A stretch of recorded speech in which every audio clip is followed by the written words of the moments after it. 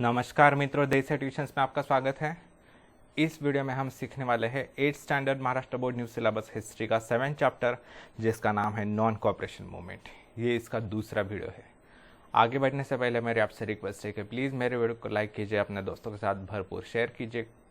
कुछ डाउट हो तो नीचे कमेंट कीजिए, मेरे चैनल को सब्सक्राइब कीजिए। अगर आप मेरे दूसरे वीडियोज़ देखना चाहते हैं तो मैंने उनकी लिंक डिस्क्रिप्शन में शेयर की है, वहाँ पर जाकर आप मेरे दूसरे वीडियोज़ भी देख सकते हैं। तो चलिए शुरू करते हैं। Non cooperation movement. The concept behind the non cooperation movement was that the British government in India is dependent only on the cooperation of the Indians. देखिए, नॉन कोऑपरेशन मूवमेंट के पीछे कल्पना क्या थी कि ब्रिटिश गवर्नमेंट जो है, British लोग तब तक ही राज कर सकते हैं भारत पर जब तक भारत के लोग उनके साथ कोऑपरेट कर रहे हैं, सहयोग कर रहे हैं। जब भारतीय लोग उनके साथ कोऑपरेट करना, सहयोग करना बंद कर देंगे, तब उनको राज करना भी कठिन हो जाएगा। If the Indians adopted complete non-cooperation, then the British government will completely collapse. अगर ब्रिटिश इंडियंस ने अगर नॉन कोऑपरेशन शुरू कर दिया, यानी ब्रिटिशों के किसी भी काम में सहभागी होना बंद कर दिया, तो ब्रिटिश गवर्नमेंट जो है वो कोलैप्स हो जाएगा। With this intention, he evoked the people of India to take part in this movement. तो इस विचार से नॉन कोऑपरेशन मूवमेंट शुरू कर दिया गया भारतीय लोगों में। इन 1920 the Indian National Congress session was held at Nagpur में 1920 में इंडियन नेशनल कांग्रेस का अधिवेशन भरा था। The resolution of non cooperation movement put forth by Chittaranjan Das was accepted. Chittaranjan Das द्वारा जो रिजोल्यूशन रखा गया था नॉन कोऑपरेशन का, कि ब्रिटिश गवर्नमेंट के साथ नॉन कोऑपरेशन करना है, कोई भी सहकार्य नहीं करना है ब्रिटिशों के साथ, ये रिजोल्यूशन पास करवाया गया। All reins of the movement were given in the hands of Mahatma Gandhi. इस आंदोलन का पूर्ण नेतृत्व जो है, लीडरशिप जो है, वो गांधी जी के हाथों में दिया गया था। According to this resolution a programme was frame to boycott government offices, courts, foreign goods, government schools and colleges. क्या क्या किया गया है इसके अंतर्गत, नॉन कोऑपरेशन मूवमेंट के अंतर्गत, असहकार आंदोलन के अंतर्गत, के गवर्नमेंट ऑफिसेस पर बॉयकॉट करवाया गया, बहिष्कार करवाया गया। कोर्ट्स में जाना बंद कर दिया गया, यानी कोर्ट में कोई केस भी नहीं ले जाने लगा, कोई भी नहीं। फॉरेन गुड्स, जो ब्रिटिश सामान जो आता था भारत में, वो उस पर बॉयकॉट करना शुरू कर दिया। ब्रिटिश गवर्नमेंट द्वारा चलाए गए कॉलेजेस और स्कूल पर बॉयकॉट करना शुरू कर दिया गया। Progress of non cooperation movement. On the background of non cooperation movement, many eminent lawyers like Motilal Nehru, Chittaranjan Das etcetera boycotted the court by giving up their practice. कई सारे वकील जो थे, जैसे मोतीलाल नेहरू हो गए या फिर चित्तरंजन दास, उन्होंने कोर्ट पर बॉयकॉट करने के लिए अपनी वकीली जो है वो बंद कर दी। During this period, with the boycott of schools and colleges, the scheme of national education was run. British government द्वारा चलाए गए स्कूल्स और कॉलेजेस पर बॉयकॉट किया गया और नेशनल एजुकेशन शुरू कर दिया गया। नेशनल कॉलेजेस और स्कूल्स बनाए गए, मेनी नेशनल स्कूल्स, जहाँ पर राष्ट्रभक्ति की भावनाएं सिखाई जाने लगी। Many national schools, colleges and universities were establish. कई सारे स्कूल बनाए गए, कॉलेजेस बनाए गए, यूनिवर्सिटीज बनाई गई। There was boycott of coming elections, boycott and bonfire of foreign clothes. देखिए, ब्रिटिशों द्वारा केवल दिखाने के लिए जो इलेक्शंस करवाए जाते थे, यानी केवल अपोजिशन में चुनकर लाने के लिए, और सारे भारतीयों को वोटिंग राइट्स नहीं थे, केवल लिटरेट यानी पढ़े लिखे लोगों को ही वोटिंग का अधिकार था। और पढ़े लिखे लोग कितने थे उस समय? बस 14-15% थे पूरे पॉपुलेशन के, 14-15%। और फॉरेन क्लोथ्स को जलाया गया, होली की गई उनकी। Due to this the import of foreign clothes decrease. धीरे धीरे इसके कारण जो है फॉरेन क्लोथ्स का इंपोर्ट ब्रिटेन में से कम होने लगा। In 1921 during the visit of Prince of Wales, he was welcome by organizing hartal. Prince of Wales जो ब्रिटिश रॉयल फैमिली है, उनका शाही खानदान, राज परिवार, उसका प्रिंस ऑफ वेल्स आया था 1921 में, तो उसको स्वागत करने के लिए सारी हड़ताल, बंद कर दिए गए, दुकान सड़कें वगैरह भारतीयों ने। Lonely roads and close shops welcome the prince, बिल्कुल सुनसान सड़कें, बिल्कुल बंद दुकानें सारे, उसके द्वारा प्रिंस का स्वागत किया गया। The movement spread from tea planters in, ये टी प्लांटर्स है, tea planters in Assam to rail workers in Bengal. ये आंदोलन धीरे धीरे फैलने लगा। जो टी प्लांटर्स थे, चाय के किसान आसाम के, और उनसे लेकर रेलवे वर्कर्स जो थे बंगाल में, उन तक ये पहुंच गया। To bring the movement under control the British government under to suppressive measures. इस आंदोलन को कंट्रोल करने के लिए ब्रिटिशों ने बहुत ज़्यादा आंदोलन को कुचलना शुरू कर दिया, अत्याचार करने शुरू कर दिया। In February 1922, the police opened fire on a peaceful procession at Chauri Chaura in Gorakhpur district of Uttar Pradesh. धीरे धीरे 2 साल होते आए थे नॉन कॉपरेशन मूवमेंट को। ऐसे ही आंदोलन चल रहा था चौरी चौरा में, गोरखपुर जिला उत्तर प्रदेश का। उस शांतिपूर्ण आंदोलन पर पुलिस ने गोलीबारी कर दी। The people were angry and set fire to the police station, in which along with one officer 22 policemen were killed। तो इस गोलीबारी में बहुत से भारतीय लोग की मृत्यु हो गई। इसके कारण भारतीय लोग जो है, आंदोलक जो है, गुस्सा हो गए और उन्होंने पुलिस स्टेशन को आग लगा दी, जिसमें एक पुलिस ऑफिसर और 22 पुलिसमैन की मृत्यु हो गई। ड्यू टू दिस इंसिडेंट, और इस समय बहुत फुल फोर्स में था नॉन कॉपरेशन मूवमेंट, पूरे जोर पर था। Due to this incident Gandhi ji was hurt, तो इसके कारण गांधी जी थोड़े हर्ट हुए कि हिंसा हो गई मेरे आंदोलन में, तो उन्हें बुरा लगा। On 12 February 1922 Gandhi ji suspended the non cooperation movement. तो गांधी जी ने कहा अब ये नॉन कॉपरेशन मूवमेंट बंद कर देंगे क्योंकि इसमें हिंसा हुई है। 12 फरवरी को उन्होंने रद्द करवा दिया non cooperation movement. Do you know Murshi Satyagraha? During the non cooperation movement the farmers of Murshi taluka in Pune district launch Satyagraha against the government. इसी नॉन कॉपरेशन आंदोलन के दौरान पुणे में मुर्शी तालुका में सत्याग्रह आंदोलन किया गया किसानों द्वारा against British government. Senapati Pandurang Mahadev Bapat led the Mulshi satyagraha for which he was punished with 6 years of imprisonment. Senapati Bapat वो बहुत बड़े कवि भी थे, उन्होंने इस मुर्शी सत्याग्रह का नेतृत्व किया था। उसके कारण उन्हें 6 वर्षों की कैद हुई थी। Gandhi ji was arrested in March 1922 for writing 3 anti national. देखिए यहाँ पर ये बहुत बड़ी प्रिंट मिस्टेक है, और ये स्टेट बोर्ड की इतनी बड़ी मिस्टेक कैसे कर दी मुझे अच्छा नहीं लग रहा बिल्कुल बताते हुए। यहाँ एंटी नेशनल नहीं होना चाहिए, एंटी गवर्नमेंट होना चाहिए, क्योंकि गांधी जी क्यों राष्ट्रद्रोही लिखेंगे पेपर में? भारत विरोधी कुछ नहीं लिखा था उन्होंने गवर्नमेंट विरोधी, सरकार विरोधी, और सरकार कौन थी? ब्रिटिश। एंटी गवर्नमेंट होना चाहिए, तुरंत मिटा दीजिए और यहाँ पर गवर्नमेंट लिखे, एंटी गवर्नमेंट आर्टिकल्स। ये बहुत बड़ी प्रिंटिंग मिस्टेक है, ये मतलब बेवकूफ़ी है ये बहुत बड़ी बोर्ड की। तो Gandhi ji was arrested in 1922 for writing 3 anti national articles in anti government articles in Young India. तो ब्रिटिश गवर्नमेंट के अगेंस्ट 3 लेख लिखे थे गांधी जी ने यंग इंडिया न्यूज़पेपर में, तो उसको आधार बनाकर उनको अरेस्ट करवाया गया ब्रिटिशों द्वारा। Special court was set up at Ahmedabad and Gandhi ji was sentence 6 years of imprisonment. विशेष न्यायालय में उनकी केस सुनवाई हुई अहमदाबाद में, और उनको 6 वर्षों की कैद हुई। Later on grounds of ill health Gandhi ji was release from the jail. बाद में उनके तबीयत के कारणों से उनको जेल से छोड़ा गया।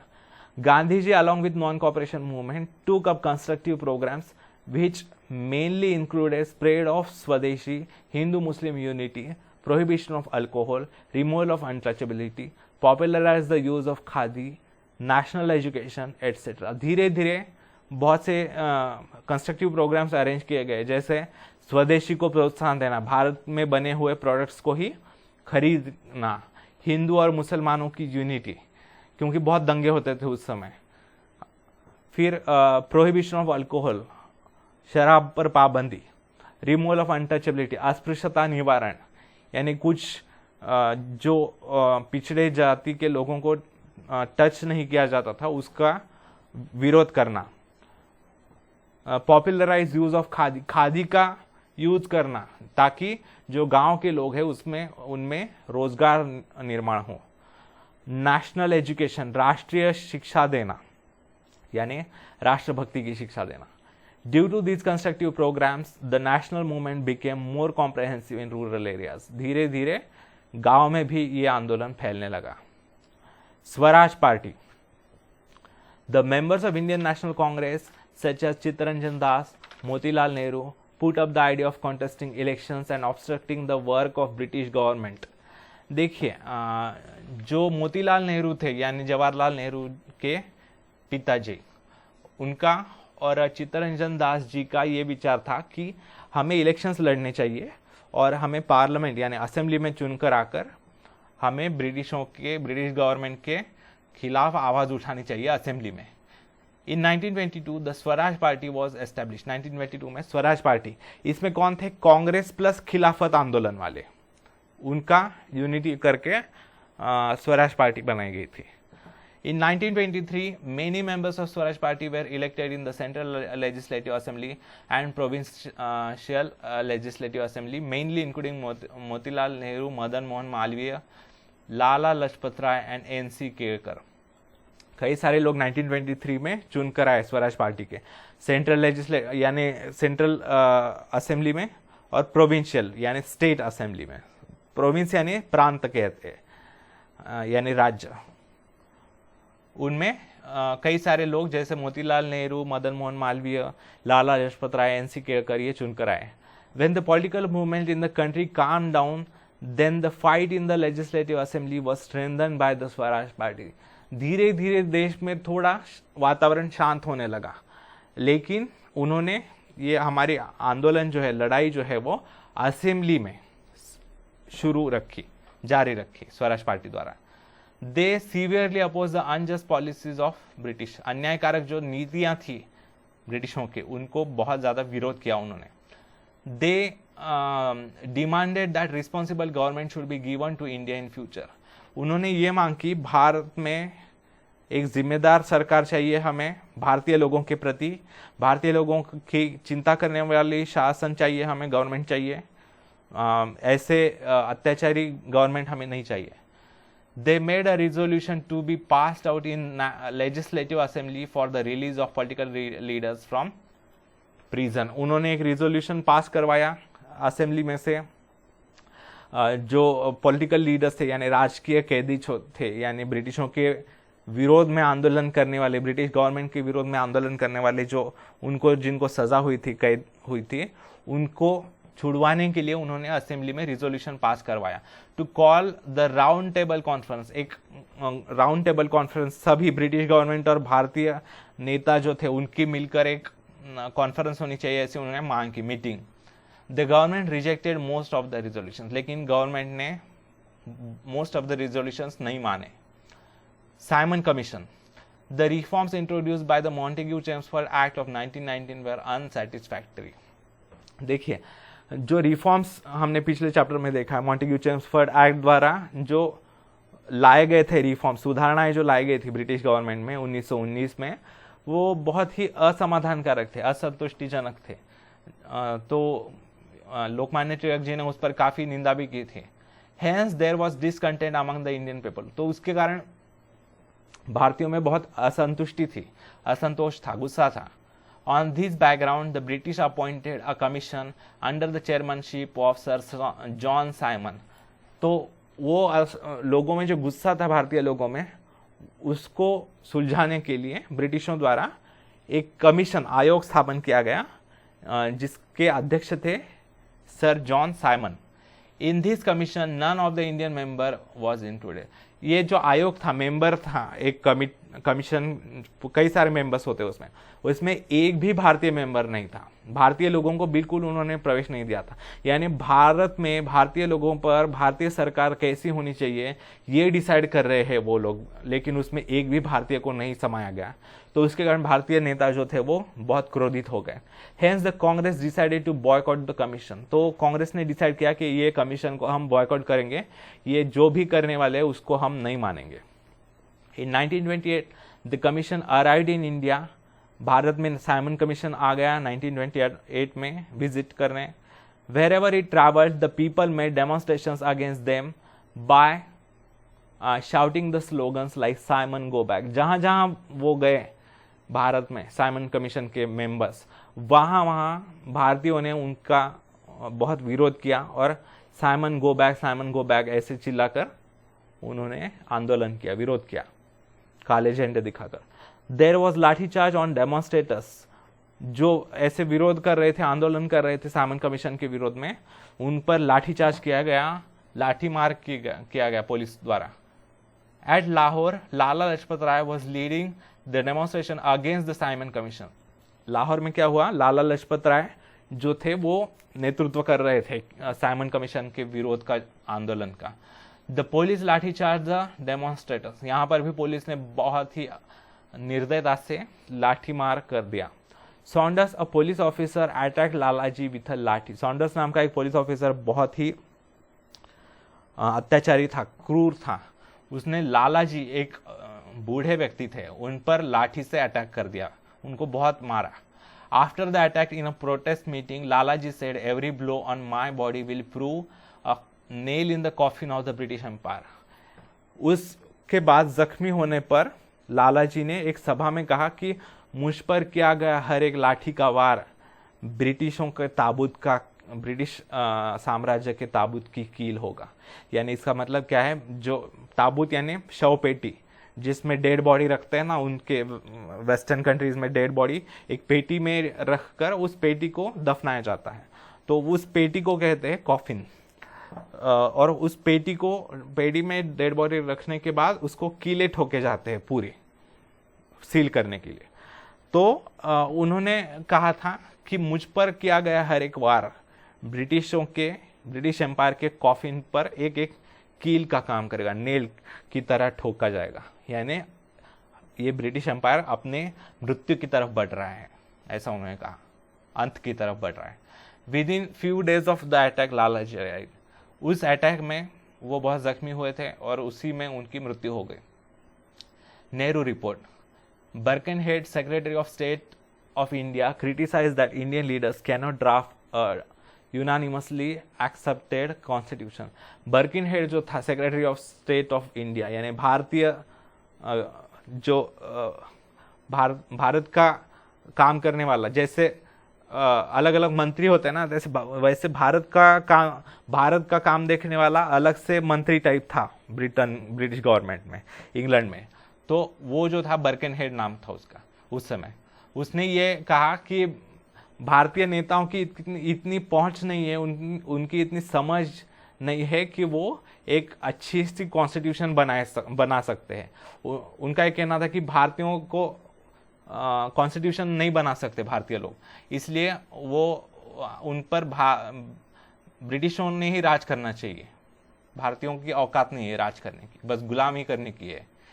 This challenge was accepted and all party committee was formed। ये चैलेंज भारतीय नेताओं ने स्वीकार किया और एक कमिटी बनाई गई और पंडित Motilal Nehru was the chairman of this committee। Motilal Nehru उसके अध्यक्ष बने उस कमिटी के। To establish self rule, constitution बनाने के लिए, यानी हम कॉन्स्टिट्यूशन बना सकते हैं हमारे देश के लिए और हम बना कर दिखाएंगे, ये चैलेंज एक्सेप्ट करके उन्होंने ये कमिटी बनाई थी। To establish self-government in the colonies of India, implement adult franchise system, linguistic division of provinces, such proposals were given up in this report।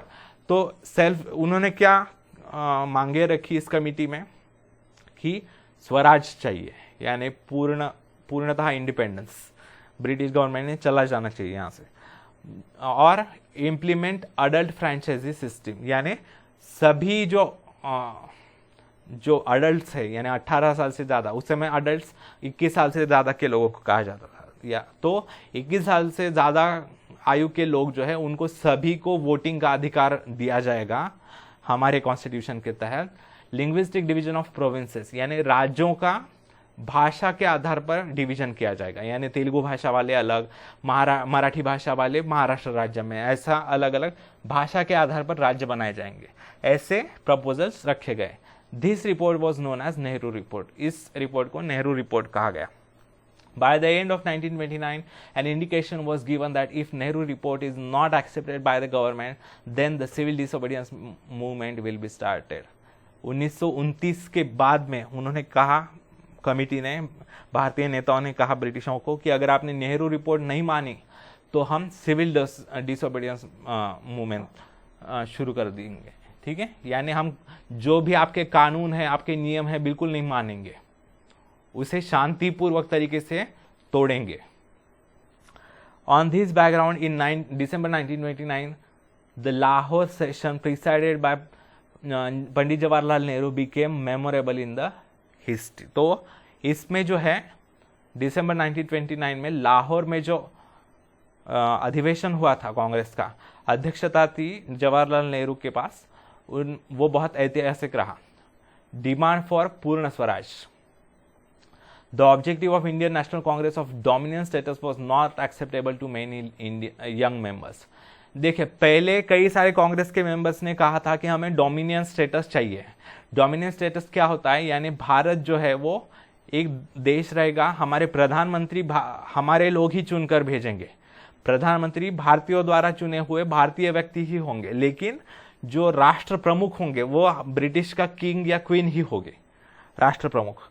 जैसे अभी भी ये डोमिनियन स्टेटस वाले देश अभी भी है, जैसे कनाडा हो गया, ऑस्ट्रेलिया हो गया, उसमें क्या होता है, कनाडा या ऑस्ट्रेलिया में प्राइम मिनिस्टर जो होते हैं, प्रधानमंत्री कनाडा के लोगों द्वारा चुने जाते हैं, लेकिन उनका राष्ट्र प्रमुख, देश के जो प्रमुख व्यक्ति होता है वो ब्रिटिश क्वीन एलिजाबेथ सेकेंड होते हैं, ब्रिटेन की क्वीन ही होती है।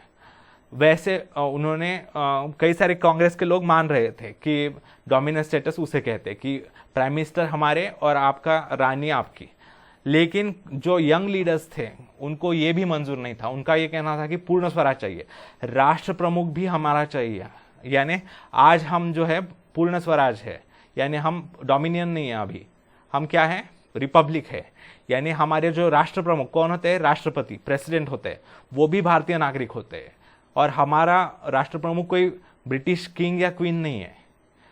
15 अगस्त 1947 के बाद हम डोमिनियन हुए थे 1952 तक, 26 जनवरी 1950 तक हम डोमिनियन थे, यानी हमारा जो प्राइम मिनिस्टर थे वो इंडियन थे, लेकिन जो राष्ट्र प्रमुख थे वो ब्रिटिश किंग था।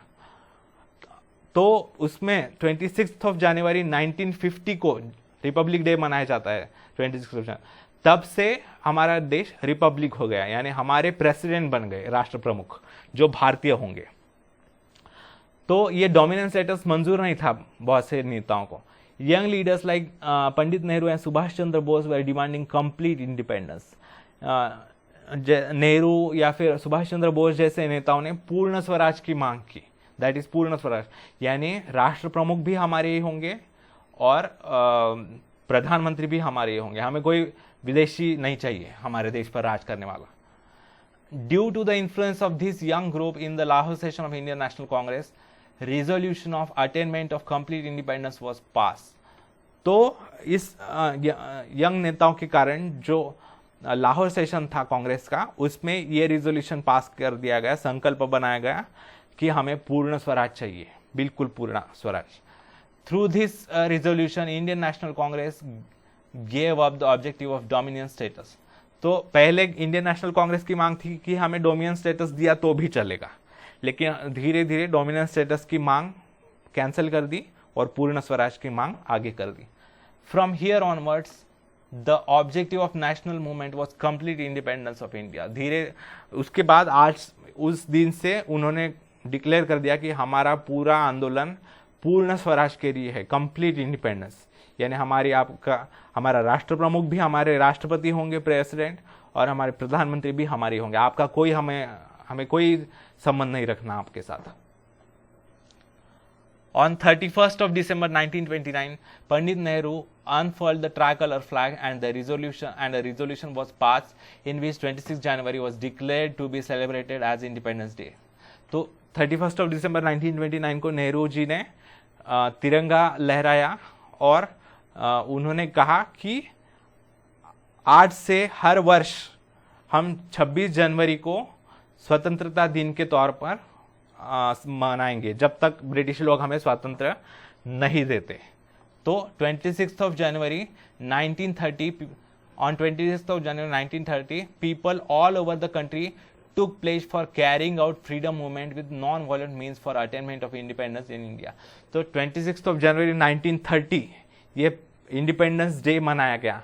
बाद में इसी के कारण हमारे कॉन्स्टिट्यूशन लागू कर दी गई, came into force on 26th of January 1950। इसीलिए 26th of January का दिन चुना गया ताकि इस दिन को रिस्पेक्ट किया जाए। रिपब्लिक डे इस दिन को मनाया जाता है बाद में। Everywhere in the country the atmosphere was charge with a new spirit. पूरे देश भर में अहिंसक तरीके से स्वतंत्रता आंदोलन चला गया और पूरे देश भर में पूरा देशभक्ति का वातावरण था। ठीक है, तो यहाँ पर ये चैप्टर समाप्त होता है। अगर आपको मेरा वीडियो अच्छा लगे तो प्लीज़ मेरे वीडियो को लाइक कीजिए, अपने दोस्तों के साथ भरपूर शेयर कीजिए। कुछ डाउट्स हो तो नीचे कमेंट में पूछिए, मेरे चैनल को सब्सक्राइब कीजिए। धन्यवाद मित्रों, आपका दिन बहुत बहुत शुभ जाए।